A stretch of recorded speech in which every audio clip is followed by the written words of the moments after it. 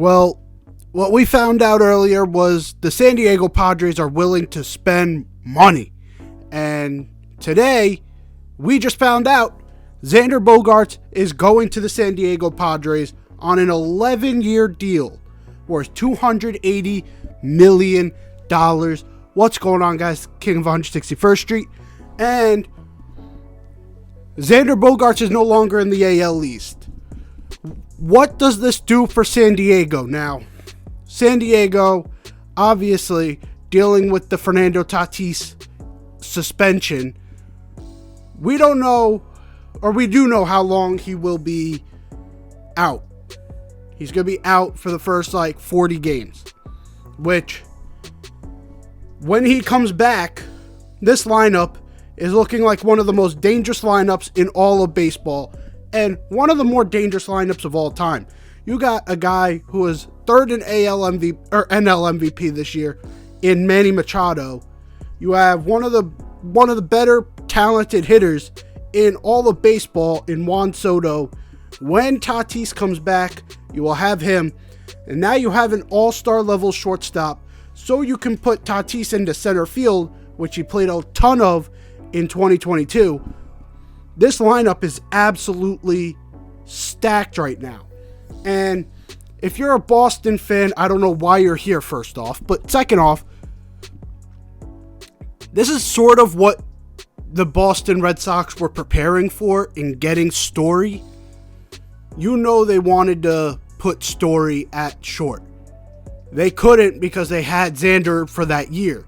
But now they have that opportunity to put Xander at his primary position at short. And look, they probably wanted to keep both of them. But they got Trevor Story as the backup option for Xander Bogaerts if he so chooses to leave. Now, what does this do for them in the AL East? I mean, they've made some good moves. They got the Japanese player that was put onto the market. He was rumored to have interest with the Yankees, but obviously went with the Red Sox. Red Sox gave him a fuck ton of money. So we'll see how that contract turns out. But they don't have a solidified infield right now, which is interesting. They've made a couple good moves with the pitching staff. They have that outfielder they just signed. They don't have a solidified infield anymore. Rafi Devers is now in limbo, and he's probably going to be up for trade offers. And depending on what they get for him, if he does actually get traded, to be honest, this could be another struggle bus of a year for Boston. I mean, it brings joy to my heart, but at the same time, if you're a Boston fan, this could be a little bit concerning, because Boston is another one of those cities that is win now, win now, win now. And they took a little bit of a backseat with that, with the Verdugo Betts trade. But other than that, they've been very win now, win now, win now. And they just haven't won. Last year, they were supposed to be second in the division behind the Blue Jays. Yankees were supposed to be fourth in the division. We were supposed to be behind Tampa Bay, Boston, and Toronto. And Boston underperformed. And you saw sort of their flaws being almost everything towards the end of the year. But really, you saw their flaws show. And now they're losing more than they are gaining. And it's going to be interesting to see if they're even able to compete this year. But for San Diego, this is the type of move you needed to get on the Dodgers level. The Dodgers so far have not made a serious move this offseason. They lost Trey Turner to the Phillies, and so they're now down a shortstop. They knew he was gone, so they aren't too concerned about that. But they don't have really a direction.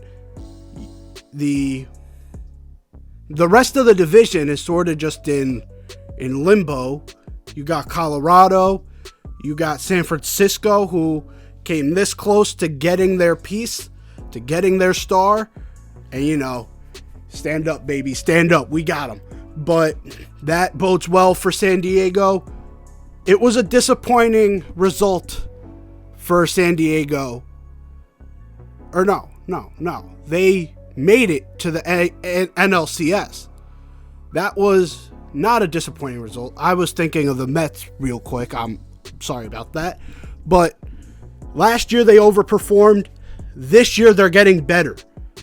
And now they're sort of figuring out in that locker room who their real leaders are. Because they thought that possibly Fernando Tatis could be that leader. But the whole team galvanized around Manny Machado after Tatis's little blunder with the PEDs. So this is a team that's sort of figuring itself out and just made it to the NLCS.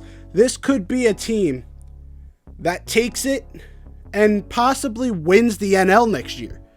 Especially because Xander Bogaerts is one of the best shortstops in baseball. Of course, I've never really been able to give him his true props because I hated him when he was on Boston. But now he's not on Boston anymore. I can give him his props. This is a guy who can hit the damn ball. He has defensive issues, yes, but he can hit the damn ball. And that's what really San Diego is building out there. They're building a team that could just hit the cover off of the ball, and they will outscore you 9 times out of 10. So San Diego just made an incredible deal there. Hopefully you enjoyed this video. If you did, leave a like down below. If you're new here, hit that sub button. I'm on my way to 500 subs. I need your help to get there. But till next time, I'm out of here.